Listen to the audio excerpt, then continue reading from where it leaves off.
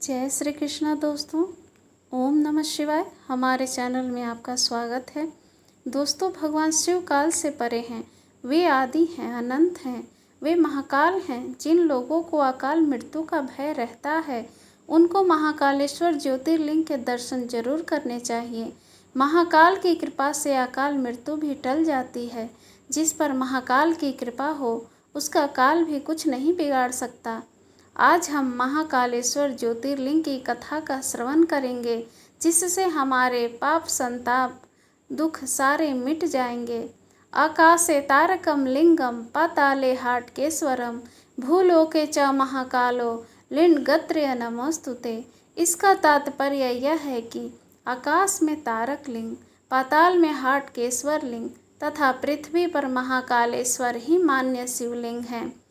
शिव पुराण के अनुसार उज्जैनी में चंद्रसेन नाम का राजा राज करता था, जो शिव भक्त था। भगवान शिव के गणों में से मणिभद्र से उनकी मित्रता थी। एक दिन मणिभद्र ने राजा को एक अमूल्य चिंतामणि प्रदान की, जिसको धारण करने से चंद्रसेन का प्रभुत्व बढ़ने लगा। यश और कीर्ति दूर दूर तक फैलने लगी। दूसरे राज्य के राजाओं में मणि पाने की लालसा जाग उठी। कुछ राजाओं ने चंद्रसेन पर हमला कर दिया। राजा चंद्रसेन वहां से भागकर महाकालेश्वर की शरण में आ गया और उनकी तपस्या में लीन हो गया। उसी समय एक विधवा गोपी अपने 5 साल के पुत्र के साथ वहां दर्शन के लिए आई। राजा चंद्रसेन को ध्यान में देखकर बालक भी शिव की पूजा हेतु प्रेरित हुआ। वह कहीं से एक पाषाण ले आया और अपने घर के एकांत स्थल में बैठकर भक्ति भाव से शिवलिंग की पूजा करने लगा।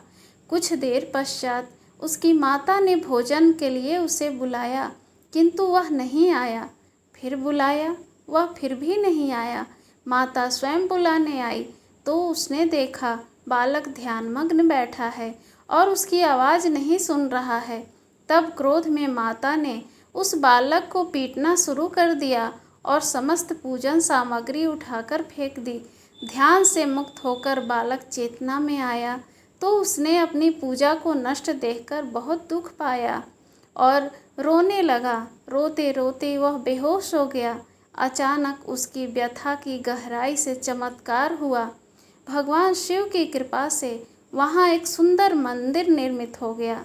मंदिर के मध्य में दिव्य शिवलिंग विराजमान था एवं बालक द्वारा सज्जित पूजा यथावत थी।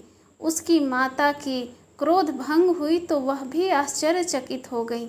राजा चंद्रसेन को जब शिवजी की अन्य कृपा से घटित इस घटना की जानकारी मिली तो वह भी उस शिव भक्त बालक से मिलने पहुँचे।